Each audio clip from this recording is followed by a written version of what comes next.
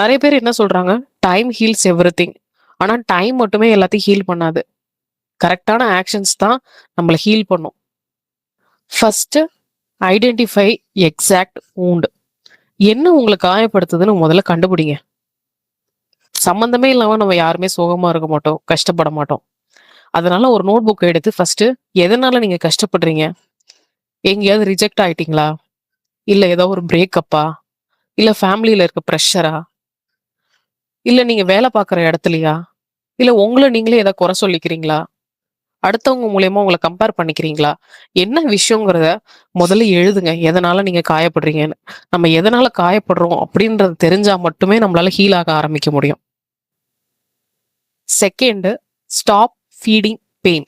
நம்ம உடம்புல ஏதாவது சின்ன காயம் வந்துருச்சுன்னா, அத நம்ம தொட்டுக்கிட்டே இருந்தோம்னா, இல்ல அது மேல என்னவோ இன்னொரு காயத்த உண்டாக்குற மாரி ஏதாவது வலிகள கொண்டுகிட்டே வந்தோம்னா, அந்த காயம் பெருசா தான் ஆகுமே தவிர, சின்னதாகாது. அதே மாரி தான் நமக்குமே.